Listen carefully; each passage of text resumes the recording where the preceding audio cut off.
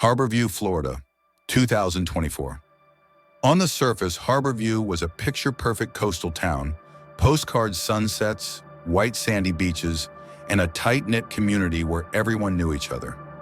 Tourists came for the fishing charters and oceanfront restaurants, never thinking twice about the sheriff's cruisers parked on every corner. But the locals knew better. For over 15 years, Sheriff Richard Vaughn had run Harborview Police Department, HPD, like his personal kingdom. Crime rates stayed low not because the town was safe, but because Vaughn controlled the numbers. Arrests were fabricated, cases were buried, evidence was manufactured to keep people, especially Black and Latino residents, in check. Anyone who spoke out, they disappeared into the system. A clerical error would lose their case file.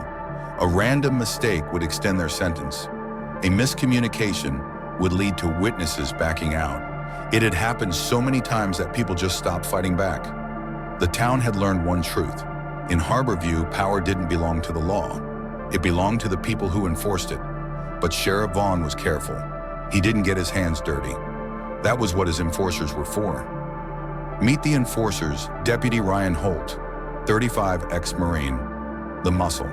The guy you called when you wanted someone handled. Officer Jack Turner, 38, veteran officer, the brains. He planted evidence, forged reports, and made sure everything stayed airtight. They were Vaughn's wolves, and Harborview was their hunting ground. Until one night when they messed with the wrong woman. Until one night when they crossed Sophia Carter. And until one night when her brother came for them. Harborview, Florida, 11:45 p.m.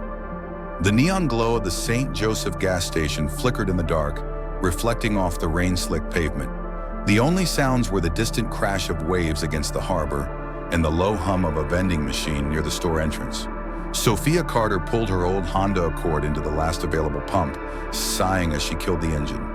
Her legs ached from a 12-hour shift at St. Joseph Memorial Hospital, and the antiseptic smell of the ICU still clung to her scrubs. From the back seat, Lucas, her 14-year-old son, rubbed his sleepy eyes. "Mom, can I grab something to eat?" he mumbled. Sophia smiled in the rearview mirror, her exhaustion momentarily lifting. "Yeah, baby. Just something quick, okay? We need to get home." Lucas unbuckled his seatbelt and shuffled toward the convenience store, his oversized basketball sneakers dragging against the pavement.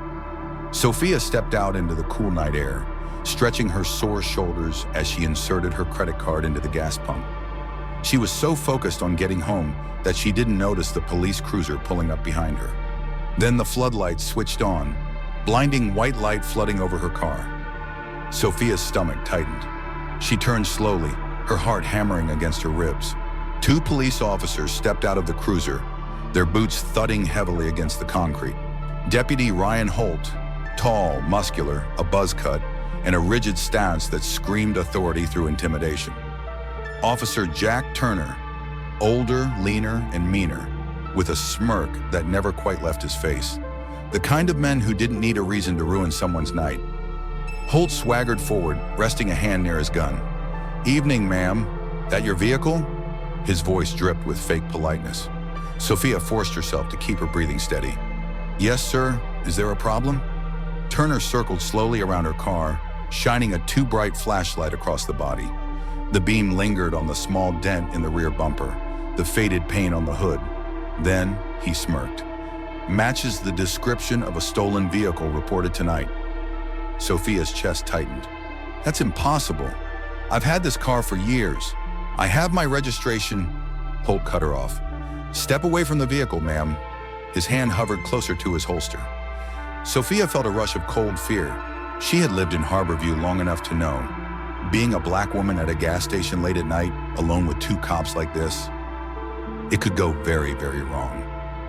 Inside the convenience store, Lucas looked up from the snack aisle just in time to see the police cruiser's lights flashing behind their car. His stomach dropped. Lucas bolted from the store, a bag of chips and soda clutched in one hand. "Mom?" His voice cracked. Sophia turned to him quickly. "Stay back, baby. It's okay." But her voice wasn't steady anymore. Turner's gaze snapped toward Lucas. "You, stay right where you are, kid." Lucas froze, but then his fingers flew to his pocket. His phone. He hit record. Holt saw the screen light up. His face darkened. "Oh, you want to play journalist, kid?" Turner snarled. In one swift motion, he grabbed the phone from Lucas's hand and slammed it onto the pavement. The crack of glass shattered the air. Lucas gasped. His phone lay in pieces at his feet. Sophia's stomach dropped. "You can't do that!" Lucas's voice rose in panic. Sophia took a step forward, anger overcoming her fear. "He's just a kid! You had no right!" Holt lunged forward and grabbed Sophia's wrist, twisting it behind her back. Sophia cried out in pain as cold steel cuffs clamped onto her wrists. "Step away from the vehicle!" Holt barked, forcing her against the car hood. "You're hurting me!" Sophia gasped. Lucas stared, frozen in horror. Then, he ran. Lucas turned and sprinted toward the store's front doors, his sneakers slapping against the pavement. "Help! Call someone!" But before he could reach the entrance, Turner caught him. He grabbed the back of Lucas's hoodie and yanked him backwards so hard the boy stumbled and fell. The soda rolled across the pavement, fizzing open. "Stay down, kid," Turner sneered. A small crowd had started forming at the edge of the gas station, people watching from their cars, from the sidewalk. A middle-aged white woman stepped forward hesitantly. "Officers, is this really necessary?" Turner snapped his head toward her. "Ma'am, stay back. This is police business." A young black man in a suit held up his own phone, recording. Turner pointed at him, his face twisting in rage. "You want to spend the night in lockup too?" The man hesitated. Then, he lowered his phone. Turner smirked. Holt shoved Sophia into the back of the cruiser, slamming her head against the doorframe in the process. Pain exploded behind her eyes. She bit back a cry, refusing to give them the satisfaction. The last thing she saw before the doors slammed shut was Lucas, her beautiful boy, standing alone in the middle of the gas station lights, his shoulders shaking with silent sobs. Then, the police cruiser sped away, and Sophia Carter disappeared into the system. The air inside Harborview Police Department smelled like bleach, sweat, and despair. Sophia shivered under the harsh fluorescent lights, handcuffs still digging into her wrists. She knew what was coming, the same thing she'd heard whispers about for years. Black residents disappearing for days over minor infractions. People beaten, framed, coerced into false confessions. Evidence planted, reports falsified, records buried. The booking officer barely glanced at her. "Name?" "Sophia Carter." She kept her voice steady. Turner smirked, reaching into her wallet. He held up a small plastic bag. White powder. Sophia's stomach dropped. "Looks like we got ourselves a drug possession charge too," Turner said casually. Her blood ran cold. "That's not mine. You planted that." Turner shrugged. "Guess that explains your erratic behavior, huh?" Sophia stared at him, shaking with rage. Then they took everything from her belongings, her freedom, her name. When they shoved her into the holding cell, Sophia Carter realized the truth. She was caught in the machine, and she wasn't sure if she would make it out. Harborview Police Department, 2 a.m.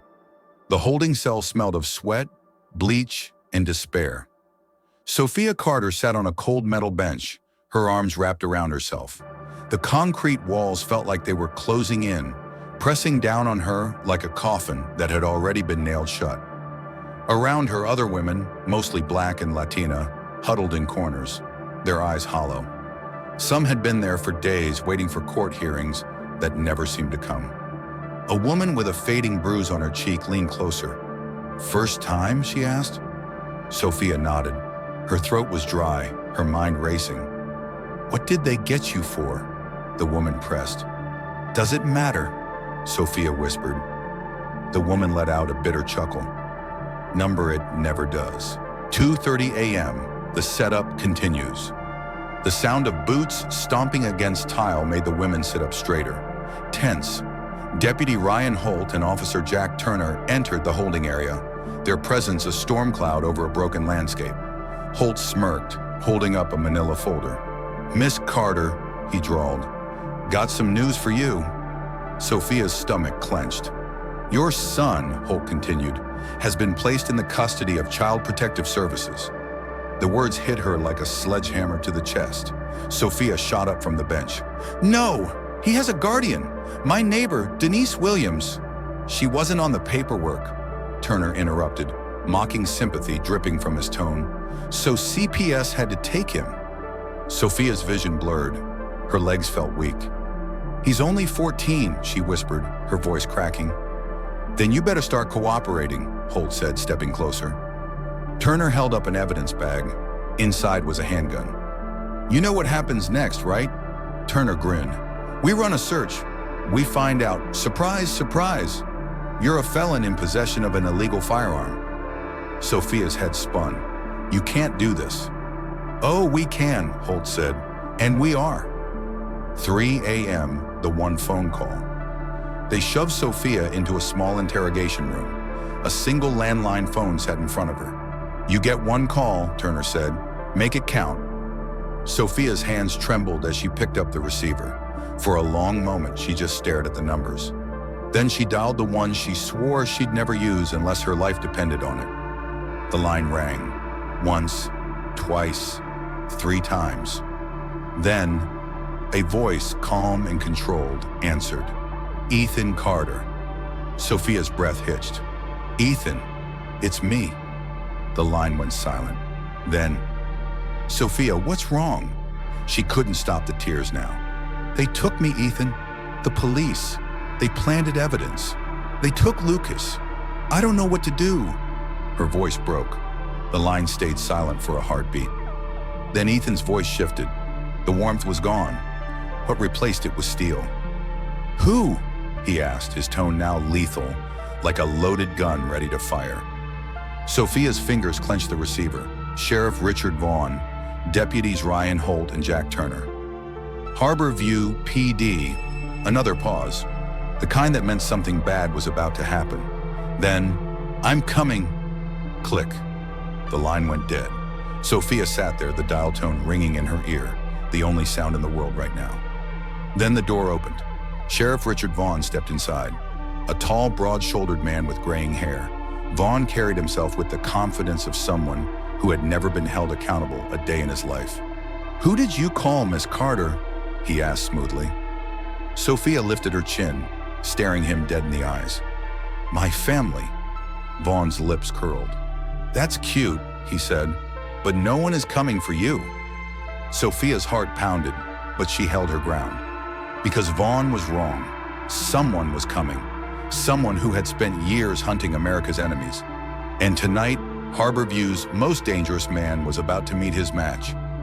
3,000 miles away, a storm awakens Fort Bragg, North Carolina. 3:30 a.m., Ethan Carter stood in the middle of a secure operations room, gripping his phone so hard it creaked. The room was dark except for the glow of classified satellite images and intel reports spread across multiple monitors. He had flown back from an operation in Colombia just 2 weeks ago. Now he was being pulled into a war he hadn't even known existed. Everything okay, boss? Ethan turned. Carter Reed, his second in command, watched him carefully. Reed was a former intelligence officer, a man who had seen Ethan Carter lead kill teams into the deadliest war zones on Earth. But right now, even Reed looked unnerved by the expression on his commander's face. No, Ethan said, his voice like ice. He turned to Lisa Guan, the cybersecurity expert on his team. Pull everything on Harborview, Florida, Ethan ordered. I want satellite surveillance, police department files, and a full background on Sheriff Richard Vaughn. Guan's fingers flew across the keyboard. On it! Ethan turned to Marcus Green, his financial specialist. Track any offshore accounts linked to Vaughn. I want to know where his money's coming from. Green nodded. Consider it done. Reed folded his arms. Boss, are we going to war? Ethan didn't even hesitate. Yes. His gaze dropped back to the photo of his sister and nephew, pinned to the edge of his laptop screen. And I don't plan on losing. Harborview, Florida, 11 a.m. The sun burned high over Harborview's main street, casting long shadows over the police precinct, the courthouse, and the town square. People walked in and out of stores, completely unaware that their town was about to become a war zone. At the small diner near the highway, a black SUV rolled to a slow stop. The door swung open, and Ethan Carter stepped out. He was tall, broad-shouldered, and built like a soldier who never truly left the battlefield. A worn leather jacket stretched across his frame, and his piercing hazel eyes scanned the street like a man used to assessing threats. A man who had walked into war zones and survived them all. As Ethan shut the door, Carter Reed, Lisa Guan, and Marcus Green followed behind him. They weren't just friends. They weren't even just a team. They were a problem-solving unit. And today, Harborview had become their problem. The first move, a visit to the courthouse. The team didn't waste time. Lisa Guan had already hacked into the local law enforcement servers. Sophia was scheduled to be transferred to county jail at noon, Lisa reported, her eyes scanning the laptop inside the SUV. But suddenly, the order got changed. Ethan's jaw tightened. Changed how? Lisa looked up. She's not going to county. She's being moved to a secure location outside normal jurisdiction. Carter Reed cursed under his breath. They're gonna disappear her. Ethan exhaled slowly, controlled, cold, deadly. Not on my watch. They walked through the courthouse doors like a hurricane was following behind them. A bored-looking receptionist barely had time to glance up before Ethan placed his military ID on the desk. I need access to any active cases involving Sophia Carter, Ethan said calmly. The receptionist blinked. Sir, Ethan leaned forward, lowering his voice. I wasn't asking. Something in his tone made the air shift. The receptionist hesitated. Then before she could answer, the side doors swung open. Sheriff Richard Vaughn stepped inside, flanked by two deputies. For a long moment, Ethan and Vaughn locked eyes across the room, a corrupt king and the warrior sent to take his throne. The showdown begins. Vaughn smiled, but it didn't reach his eyes. Mr. Carter, he said smoothly, I heard you were in town. Ethan stayed perfectly still, his hands relaxed at his sides, but ready for anything. Good, Ethan said. Then you already know why I'm here. Vaughn chuckled. You're here because your sister made a mistake, he said, and I'm afraid she's going to have to pay for it. Ethan's expression didn't change, but the temperature in the room seemed to drop. Let me make something very clear, Sheriff, Ethan said, his voice so calm it was terrifying. You are going to release my sister. You are going to return my nephew, and you are going to do it before sunset. Vaughn's smile disappeared. And if I don't? Ethan stepped closer. Then you'll find out what happens when you push the wrong man. Silence fell over the room. Vaughn's deputies shifted uneasily, glancing at each other. Vaughn, however, held his ground. You think you scare me, Carter? Vaughn asked. I've run this town for 15 years. I own the judges, the politicians, the entire damn system. Ethan tilted his head. Then you already know that systems can be dismantled. Vaughn's jaw clenched. Watch yourself, Carter. You don't belong here. Ethan's lips curled into a ghost of a smile. Neither do you, Sheriff. Then, Ethan turned and walked out. His team followed, their movements calculated, controlled, and efficient. The moment they were outside, Carter Reed let out a low whistle. That man is shook, Carter said. He's hiding something. Of course he is, Ethan replied. Now we just have to find out what. Lisa tapped furiously on her laptop. I've got eyes on where they're holding Sophia. It's not the county jail. It's a black site facility they use for special cases. Marcus cursed. They're gonna make sure she never gets out.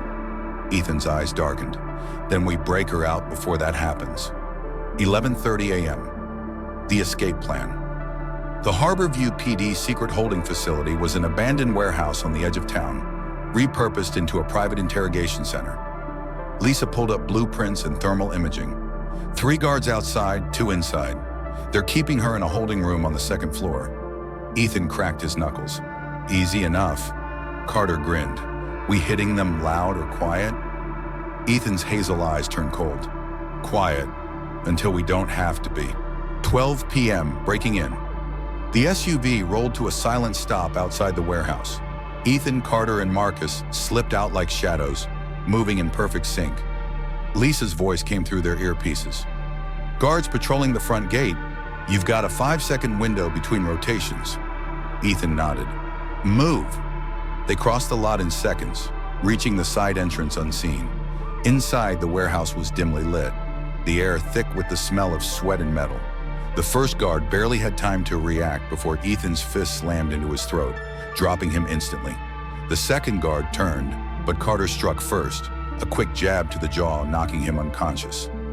Marcus grabbed the key card and scanned it against the security panel. A soft beep. The door unlocked. "We're in." 12:05 p.m., Sophia's rescue. Sophia sat in the dark, windowless room, her wrists bruised from the handcuffs. She'd lost track of time. Then, the door creaked open. For a split second, her heart stopped. Then she saw him, Ethan, her big brother. Sophia let out a choked breath. "Took you long enough?" Ethan grinned. "You always were impatient." He knelt, quickly unlocking her cuffs. Sophia rubbed her sore wrists, blinking up at him. "Lucas?" "Safe with Denise," Ethan said. "We're getting you out of here." Suddenly, gunfire erupted from the first floor. Carter's voice crackled through the earpiece. "We've got company." Ethan helped Sophia to her feet. "Time to go." Sophia nodded, because now the real fight was just beginning. 12:07 p.m. The warehouse turns into a war-zone. Gunfire ripped through the air as Ethan pulled Sophia behind cover, pressing her back against a rusted metal support beam. "Stay low," he ordered. Down below, Carter Reed and Marcus Green returned fire, their movements sharp and tactical. They weren't random shooters, they were trained operators, precise and deadly. Ethan peered around the corner. 4 men in tactical gear were moving in, using columns and crates for cover. Not local cops. These guys moved too well, too coordinated. "Mercenaries," Ethan muttered. Sophia's eyes widened. "The sheriff hired mercenaries?" "Looks that way." Carter's voice crackled through the earpiece. "Boss, we're pinned down. You got an exit?" Ethan's mind calculated every option in seconds. "Second floor fire escape. Get to it."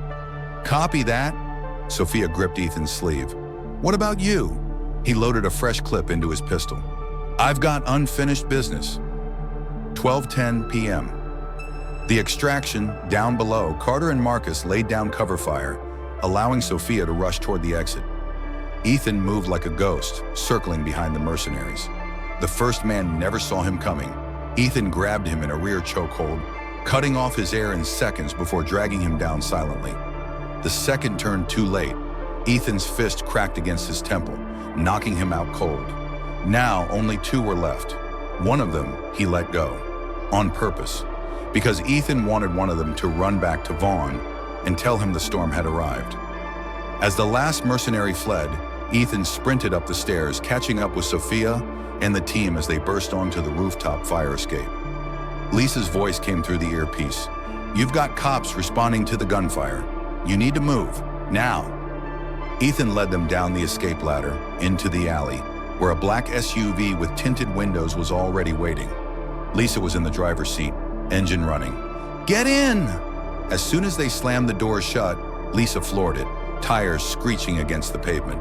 12:30 p.m., the sheriff's office is in chaos. Sheriff Richard Vaughn paced his office, his hands clenched into fists. Ryan Holt and Jack Turner stood nearby, pale-faced and nervous. The last remaining mercenary staggered into the room, blood dripping from his mouth, panting. They took out my whole team," he gasped. Vaughn's face darkened. "You're telling me one man wiped out your entire unit?" The mercenary shook his head. "Not just one, it was a team. Former special forces, at least. Your problem just got a whole lot worse, Sheriff." Vaughn's nostrils flared. "I want every officer looking for them. Lock this town down. If Carter thinks he can come into my town and take my prisoners, he's got another thing coming." But even as he said it, a small crack of doubt entered his mind. Because for the first time in 15 years, Vaughn felt something he wasn't used to feeling. Fear. 1 p.m., regrouping at the safe house. The SUV rolled to a stop in front of a quiet, secluded house on the edge of town. Sophia nearly collapsed into Denise Williams's arms as soon as she stepped out of the car. Lucas rushed forward, throwing his arms around his mother. "Mom!" Sophia held him tight, shaking, unable to hold back her tears. "I'm okay, baby. I'm okay." Denise looked at Ethan, her eyes filled with relief and gratitude. "You got her out." Ethan nodded. But this isn't over. Inside, Carter spread out maps and files across the dining room table. Vaughn isn't going down without a fight, Carter said. He's got connections, judges, politicians. He's going to spin this to make us the criminals. 1 p.m., regrouping at the safe house. The SUV rolled to a stop in front of a quiet, secluded house on the edge of town. Sophia nearly collapsed into Denise Williams's arms as soon as she stepped out of the car. Lucas rushed forward, throwing his arms around his mother. "Mom!" Sophia held him tight, shaking, unable to hold back her tears. "I'm okay, baby. I'm okay." Denise looked at Ethan, her eyes filled with relief and gratitude. "You got her out?" Ethan nodded. "But this isn't over." Inside, Carter spread out maps and files across the dining room table. "Vaughn isn't going down without a fight," Carter said. "He's got connections, judges, politicians. He's going to spin this to make us the criminals." Lisa was already hacking into local servers. "I've got something," she said. "Financial records linking Vaughn to off-the-books payments. Looks like he's been taking kickbacks from drug traffickers along the Florida coast." Sophia's head snapped up. "That's why he keeps so many people locked up." "Exactly," Marcus said. "He needed arrests to justify the funding. He wasn't just running a corrupt police force. He was running a business." Ethan exhaled slowly. "Then we expose it." Lisa grinned. "Already ahead of you." She turned the laptop screen around. On it was a hack news broadcast from a local journalist. The headline? "Breaking: Evidence of Widespread Corruption in Harborview Police Department." Vaughn's dirty secrets were about to go public, and there wasn't a damn thing he could do about it. 3 p.m. Vaughn loses control. Back at the precinct, Vaughn's phone exploded with calls. The mayor, the governor's office, state police. Every corrupt deal he had cut for years was falling apart in real time. Then his office door burst open. FBI Special Agent Daniel Cross stepped inside. Cross was tall, clean-cut, with a no-nonsense attitude. "Sheriff Vaughn," Cross said, holding up a warrant, "you're under federal investigation for conspiracy, fraud, and obstruction of justice." Vaughn's face turned red. "You have no proof." Cross stepped forward, tossing a file onto Vaughn's desk. Inside were financial records, bribery transactions, and witness statements. It was over. For the first time, Vaughn saw the walls closing in. His gaze darted toward his gun. Cross caught the movement. "I wouldn't," he warned. 2 FBI agents stepped in, weapons ready. Vaughn's chest heaved. His empire was burning down around him. Then, with gritted teeth, he put his hands behind his back. The handcuffs clicked shut. The king of Harborview had fallen. 6 p.m., the sunset of a new era. Ethan stood on Denise's porch, watching the sunset over Harborview. Sophia walked up beside him, holding a cup of coffee. "It's over," she said softly. Ethan nodded. "Yeah, but there's still work to do." Vaughn was gone, but the system he built still needed to be torn down. Sophia exhaled. "You could stay, you know, help fix this place." Ethan smirked. "Me? In small-town politics?" Sophia smiled. "Stranger things have happened." Lucas ran up, grinning. "Uncle Ethan, did you see the news? They called you a hero." Ethan ruffled the kid's hair. "Heroes don't exist, kid." Sophia tilted her head. "Then what are you?" Ethan took a sip of coffee. "A problem solver." And as the sun set over Harborview, Ethan knew one thing for sure. This wasn't the last time he'd be called in to solve a problem. But for now, his family was safe, and that was all that mattered.